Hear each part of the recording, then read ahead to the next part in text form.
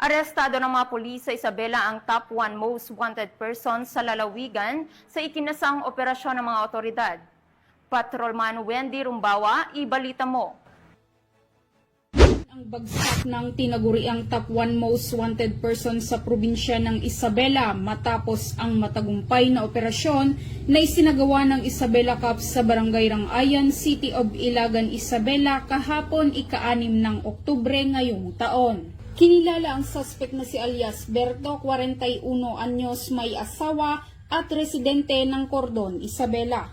Ayon kay Police Lieutenant Colonel Jeffrey D. Raposas, hepe ng Ilagan Component City Police Station, naaresto ang suspect sa sinagawang operasyon na pinagsanib na pwersa sa pangunguna ng mga tauhan ng Ilagan Component City Police Station, katuwang ang Regional Intelligence Unit 2, Provincial Intelligence Team Isabela East at 201st Maneuver Company RMFB-2 sa bisa ng warrant of arrest sa kasong 2 bilang ng qualified rape na inisyu ni Honorable Andrew U. Barcena, presiding judge ng Regional Trial Court Branch 17, 2nd Judicial Region, City of Ilagan, Isabela, noong ika-24 ng Hunyo 2024 sa kaugnay na criminal case number 11174 at 11175 sa parehong kaso na walang inirekomendang piyansa para sa kanyang pansamantalang kalayaan. Dagdag pa ng hepe, mahigpit na ipinapatupad ang panindigan na hindi dapat maging kanlungan ang lungsod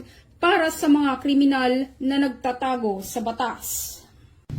Samantala, patuloy naman ang Isabela Cops sa pagpapatupad ng mga operasyong pangseguridad upang mapanatili ang kaayusan, kaligtasan at kapayapaan dahil dito sa bagong Pilipinas ang gusto ng pulis, ligtas ka.